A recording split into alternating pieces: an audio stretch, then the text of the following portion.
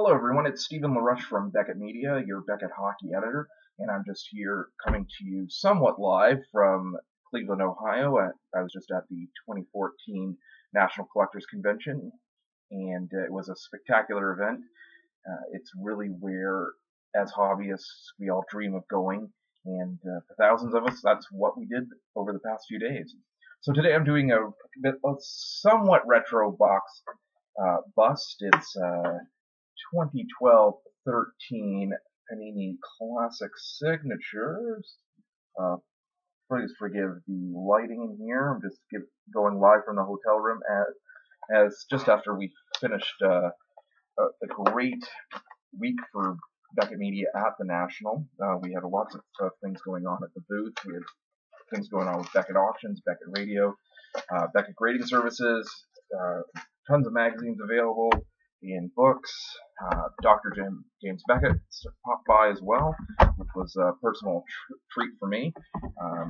Just growing up reading Beckett Hockey and Beckett Baseball and the Sports Americana publications. So as you can see, we have 6 packs per box, guarantee, I believe, of one signature per pack. Now, when this came out in 2012-13, it came out at a relatively high price point, and it's settled down to around $60 per box, averaging about $10 per pack.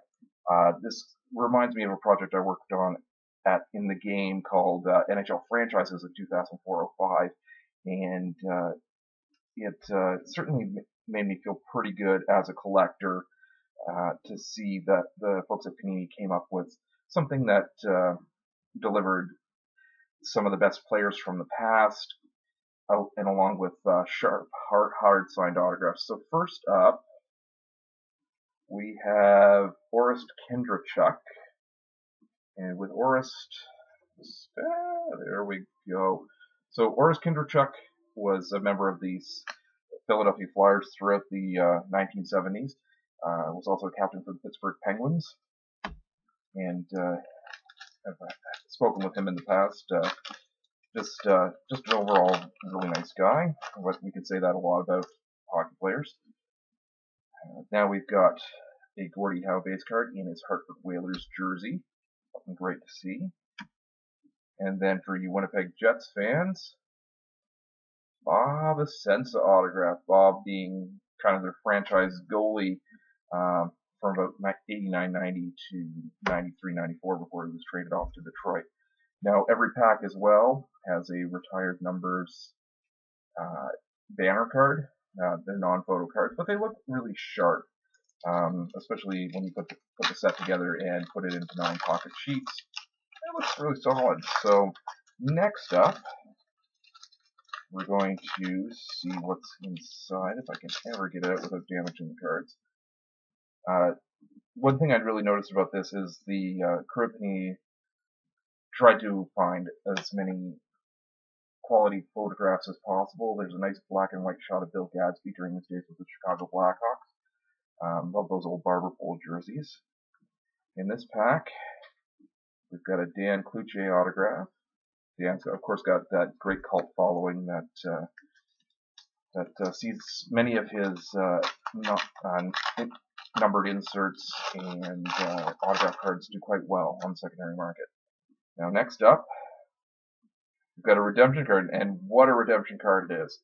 It's for a triple signature card, and I don't think you guys can read it due to the lighting, but it's for Anton Stastny, Marion Stastny, and Peter Stastny.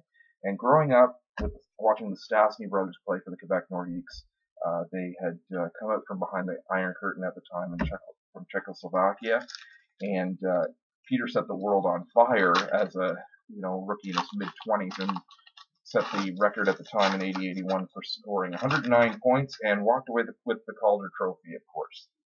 So next up, we've got an autograph of a bit of an enforcer in Bruce Shoebottom, and he was a bit of a fan favorite in Boston.